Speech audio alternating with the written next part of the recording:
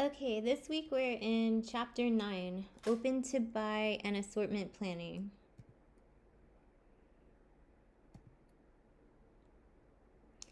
Here's a summary of chapter 9. Open to buy, assortment planning, and inventory replenishment.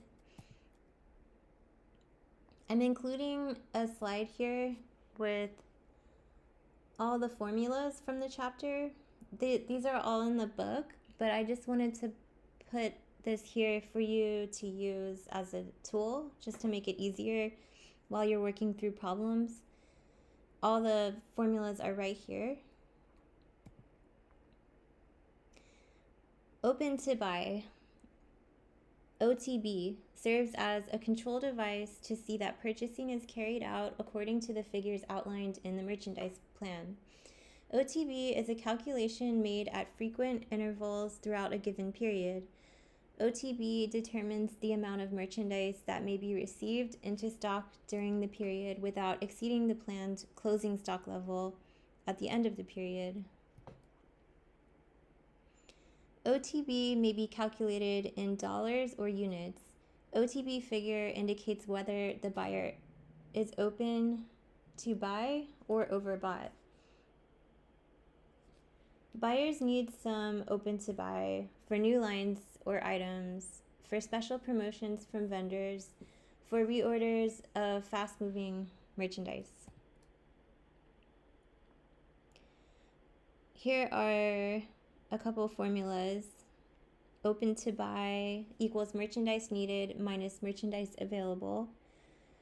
Open to buy equals planned sales plus planned EOM stock plus markdowns minus inventory on hand plus merchandise on order. And see merchandise needed, formula 3, and merchandise available, formula 4. So I'm going to go back up to the first slide here.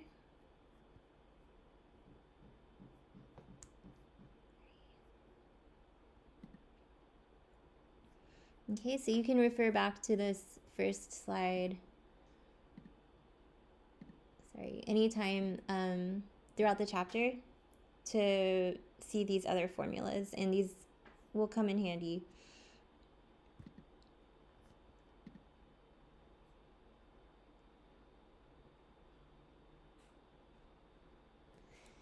Okay. If merchandise needed is greater than the merchandise available, the buyer is open to buy. If the merchandise needed is less than the merchandise available, then the buyer has overbought. And it's important to avoid overbuying. If you have more than you need, then you bought too much. And if you have less than you need, then you need to buy more. The merchandise plan is supposed to keep that from happening. OTB keeps buyers in check. Options for increasing open to buy. Increase the planned sales, increase planned markdowns, reduce the stock on hand, postpone outstanding orders to a later month, cancel outstanding orders, increase planned closing stock.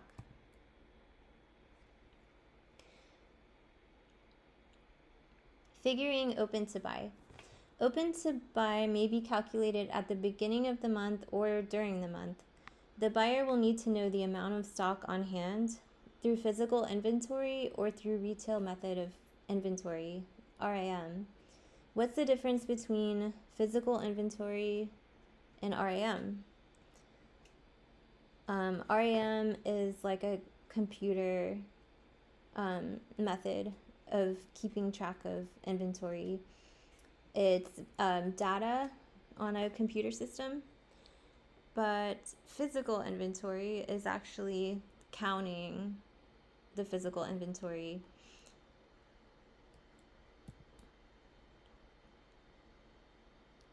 Okay, this is an example problem on page 258 through 259. And you can pause this here and read through the problem.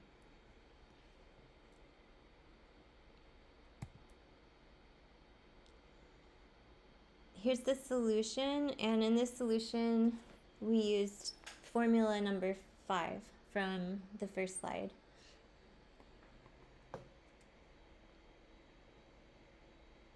So you can pause it and take your time going through this problem if you need to. Let's turn to page 261 and on practice problem 9.1 and do problem number 1. And again, you can pause this here. We're going to work, I'll show you on the next slide how to solve this problem step by step.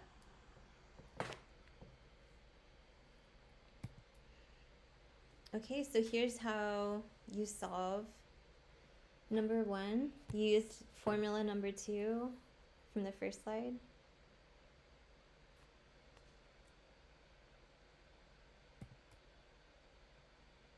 Assortment planning. Assortment planning is a tool used in balancing the merchandise assortment with customer demand. Basic types of planning: dollar planning and assortment of unit planning.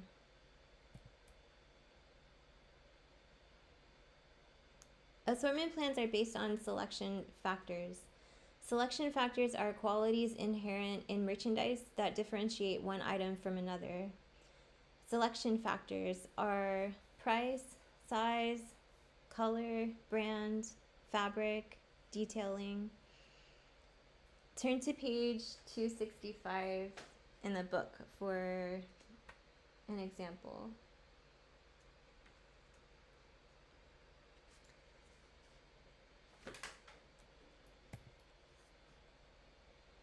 Assortment plan is a projection of the variety and quantity of merchandise to be carried to meet customer demand. Assortment plans. Basic stock list consists of the items and number of units that are to be continuously maintained in stock. Model stock list is used for fashion goods and provides an assortment stock broken down according to selection factors. So this is like what we talked about last week, basic stock versus seasonal stock. Fashion goods. These are trendy items, distinctive items possessing strong customer demand over a short period of time. And yeah, since they're trendy, that's why they only last for a short period of time before the trends go out of style. Basics are items that are continually desired by customers and should be maintained in stock at all times. They include staple basics, which rarely change and are maintained in stock for several seasons. Fashion basics sell through an entire planning period and beyond. Seasonal basics, desired only during certain times of the year. Steps in assortment planning. Determine merchandise classifications and divide into subclassifications. Determine brands and price lines for each subclassification. Identify general characteristics, selection factors important to customers. Determine ratio of one classification to another and the proportion in which each selection factor will be represented in stock. Calculate specific number of units to purchase for each merchandise classification or subclassification. Preparing the assortment plan. Stock keeping unit or SKU. The smallest unit for which sales and stock records are kept. A numeric code containing all required identification of merchandise. Universal Product Code, UPC. Barcodes are used widely for tracking inventory. So yeah, a SKU number is like a number that identifies the product. Like, for example, I use SKU numbers for my merchandise. Every time I get new items in stock in my store, I give it a SKU number. And then when I put it into the system, that's how I can look up the items. And it makes it easier to keep track of what's sold. For example, since I have a Shopify store, I also have an Etsy and an eBay store. And the SKU number helps to track the merchandise across the platforms. So if an item sells in my shop, once we enter the SKU number and mark it as sold, it removes the item from all platforms, and it makes it easier just by having a short number to identify it. The way I do it is I use my initials, or whoever's working, they put their initials and then the date and the number. So for example, if we get 10 new items in, it would be MK, today's the 14th, so it would be MK414261, MK414262, MK414263, MK414264, etc. And I use those numbers. I think it's also good to use the date just so I know how long I've had the inventory, to see if I need to get rid of some stuff if I've had it for too long, or if I need to mark it down. A UPC code is the one that you scan, a barcode, and that makes it quicker. If you scan the item, you can look it up instead of having to type in the whole SKU number. I'm trying to get all of my items barcoded, but there's so many, it takes a really long time. I think it's good if you use this system to do it right away whenever you get new inventory, to automatically barcode it. It just makes it easier. Now let's do practice problems on page 266. We're going to do practice problems number 1, 2, and 3. So you can pause this here, and on the next slide, it will show you exactly how to solve the practice problems.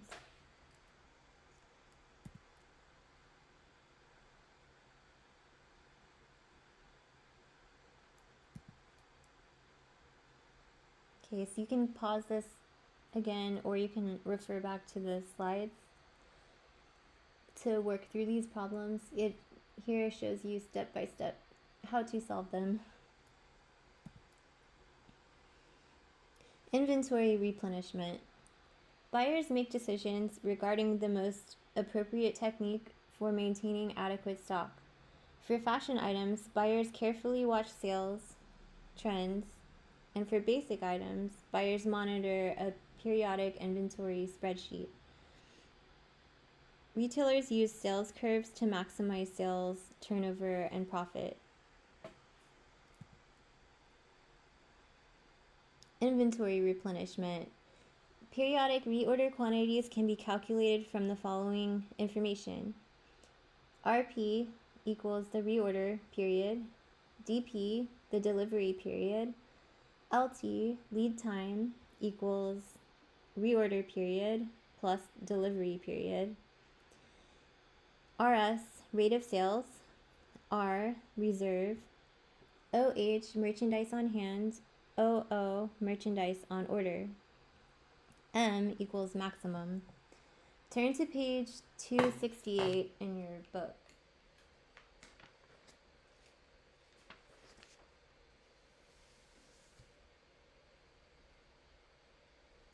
Okay, so on page 268, it lists all of these terms and gives definitions of all of them. So you can refer to page 268 if you forget what these stand for.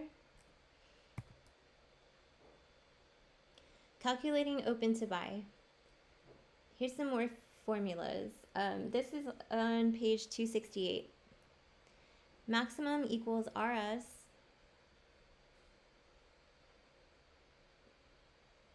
which is RP plus DP plus R equals RS LT lead time plus R reserve.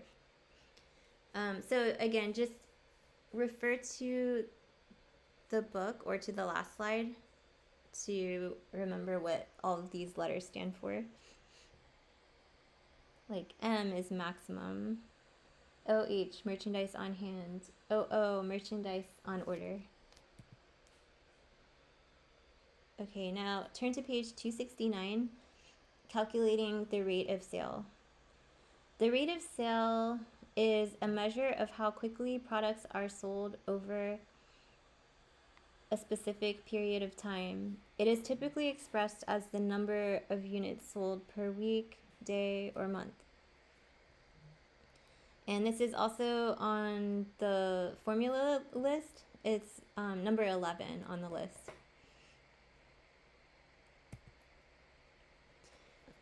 Okay, so here is an example. And you can pause this and work through it. Take as much time as you need.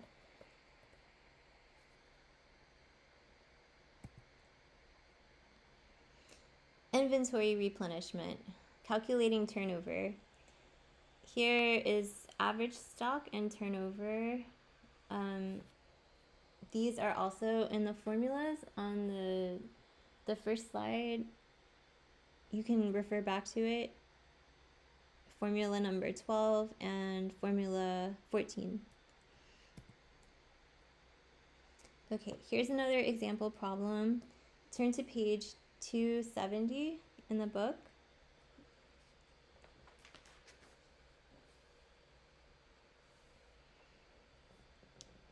All right, so you can pause this and take as much time as you need.